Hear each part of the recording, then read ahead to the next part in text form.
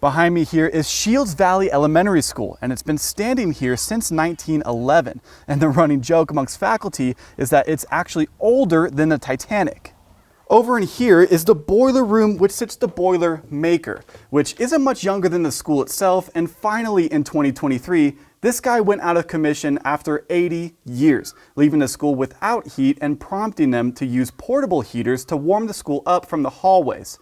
Now, even though the building you just saw and the Boilermaker have served the school well in the past, Superintendent Danny Johnston says it's time to bring the school up to modern standards.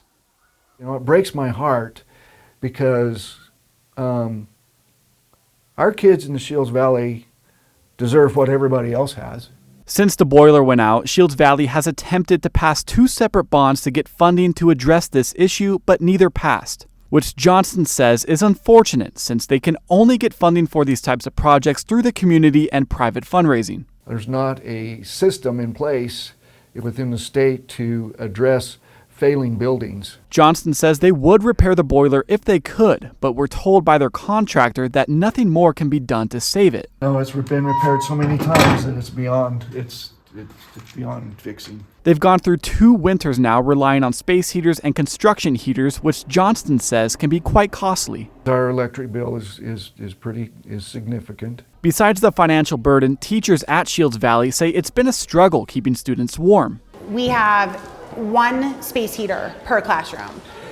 And as you can imagine, when you have a class that's, 800 square feet, it really doesn't heat in there. We can't run 1 from each end to try and keep that heat moving through the middle because we'll blow the breakers. Bokal worries about her students' ability to learn while dealing with cold temperatures in the classroom.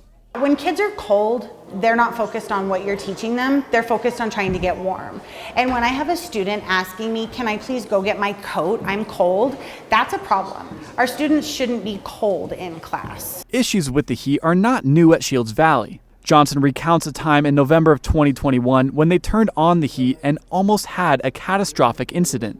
My 6th graders were at the top of the staircase fixing to come down, and the 4-inch steam pipe fell from the roof where the kids would be standing because it fell right in front of the bathrooms when they go to the before they exit the building.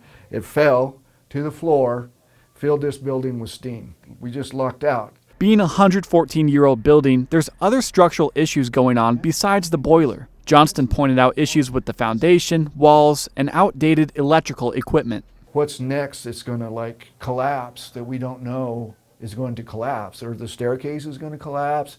Is someone going to stick their foot through the floor? Shields Valley plan moving forward is to get rid of the current building and add on to their middle school across from them, which has a reliable heating system. They hired an architecture firm to draw up plans and inform them on how much it would cost, which is $10.5 million.